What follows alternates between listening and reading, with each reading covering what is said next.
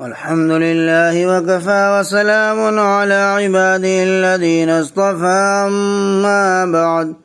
أعوذ بالله من الشيطان الرجيم بسم الله الرحمن الرحيم ومن يرغب عن ملة إبراهيم إلا من سفي نفسه وَلَقَدِ اصْطَفَيْنَاهُ فِي الدُّنْيَا وَإِنَّهُ فِي الْآخِرَةِ لَمِنَ الصَّالِحِينَ إِذْ قَالَ لَهُ رَبُّهُ أَسْلِمْ قَالَ أَسْلَمْتُ لِرَبِّ الْعَالَمِينَ وَوَصَّى بِهَا إِبْرَاهِيمُ بَنِيهِ وَيَعْقُوبُ يَا بَنِيَّ إِنَّ اللَّهَ اصْطَفَى لَكُمُ الدِّينَ فَلَا تَمُوتُنَّ إِلَّا وَأَنْتُمْ مُسْلِمُونَ۔ اور ابراہیم کے مذہب سے وہی بے رغبت ہو سکتا ہے جو محض بیوقوف ہو۔ ہم نے تو اس کو دنیا میں بھی چن لیا تھا اور وہ آخرت میں بھی نیک لوگوں میں شمار ہوگا۔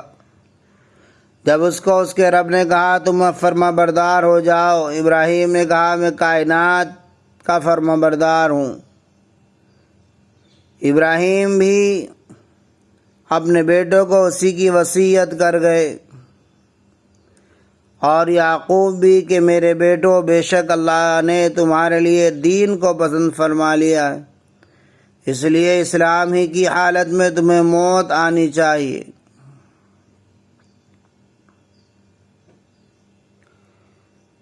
ان آیات میں اللہ تبارک و تعالی نے ملت ابراہیمی کی فضیلت کو بیان کیا ہے۔ وَمَن يَرْغَبُ عَن مِّلَّةِ إِبْرَاهِيمَ إِلَّا مَن سَفِيَ نَفْسَهُ وَلَقَدِ اصْطَفَيْنَاهُ فِي الدُّنْيَا وَإِنَّهُ فِي الْآخِرَةِ لَمِنَ الصَّالِحِينَ۔ حضرت عبداللہ بن سلام جو کہ یہودی سے مسلمان ہوئے تھے اور اپنے دین کے بڑے عالم تھے، اپنے دو بھتیجوں سے جن کا نام سلمہ اور مہاجر تھا، یہ فرمایا تم کو خوب معلوم ہے کہ اللہ تعالیٰ نے توریت میں فرمایا ہے کہ میں بنی اسماعیل سے ایک نبی پیدا کروں گا جن کا نام احمد ہوگا صلی اللہ علیہ وسلم، اور جو ان پر ایمان لائے گا وہ ہدایت پائے گا، اور جو کفر کرے گا اس پر خدا کی پھٹکار ہوگی اور وہ ملعون ہوگا۔ یہ سن کر سلمہ نے تو اسلام قبول کر لیا، لیکن مہاجر نے انکار کیا اور وہ نہ مانا۔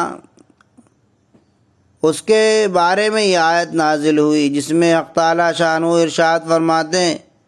کہ ملت ابراہیمی میں صرف وہی شخص روگردانی کر سکتا ہے، ملت ابراہیمی سے صرف وہی شخص روگردانی کر سکتا ہے جس میں ذرا عقل نہ ہو اور جو دین کی سمجھ سے بالکل کورا ہو، کیونکہ یہ ملت عین دین فطرت ہے، کوئی سلیم الفطرت انسان اس سے انکار نہیں کر سکتا۔ آگے اس کی علت بیان فرمائی، اور اس ملت کا شرف فضیلت اس سے ظاہر ہے کہ اللہ تعالیٰ نے اسی ملت کی وجہ سے حضرت ابراہیم علیہ السلام کو دنیا میں بھی عزت و بزرگی عطا فرمائی اور ادائے رسالت کے لیے منتخب فرمایا، اور آخرت میں بھی ان کو اپنے مخصوص نعمتیں عطا فرمائے گا۔ اور چونکہ حضور اقدس صلی اللہ علیہ وسلم، نبی اکرم صلی اللہ علیہ وسلم نے ملت ابراہیمی کی تجدید کی، لہذا جو ملت اسلامیہ کا منکر ہے وہ ملت ابراہیمی کا منکر ہے۔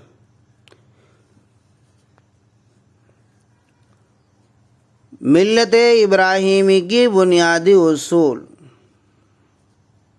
اذ قال له ربه اسلم قال اسلمت لرب العالمین۔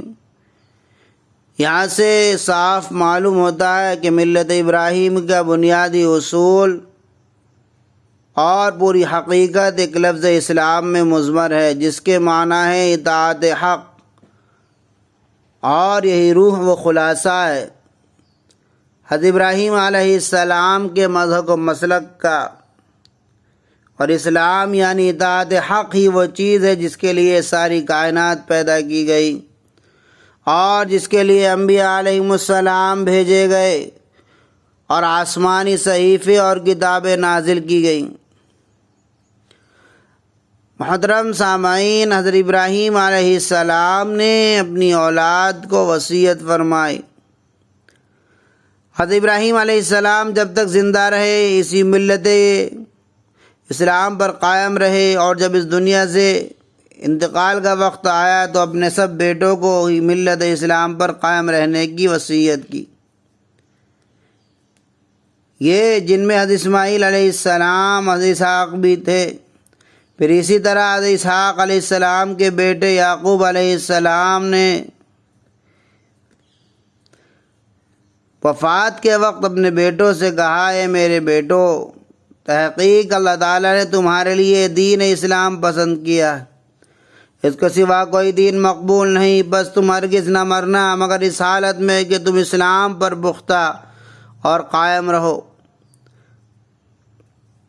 یعنی بجز اسلام کی اور کسی حالت پر جان مت دینا۔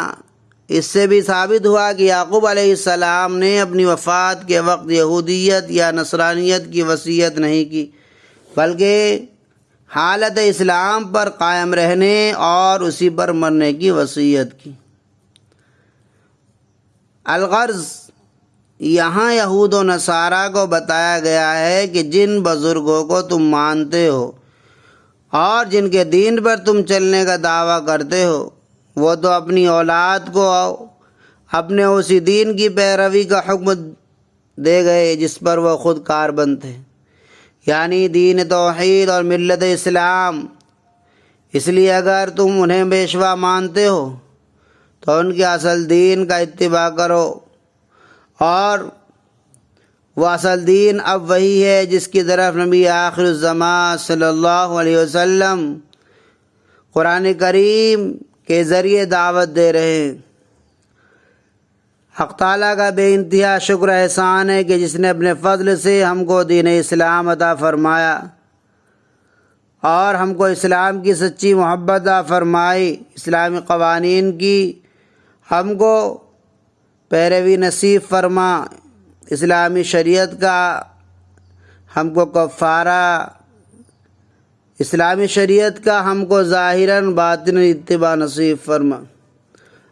آمین وآخر دعوانا الحمدللہ رب العالمین۔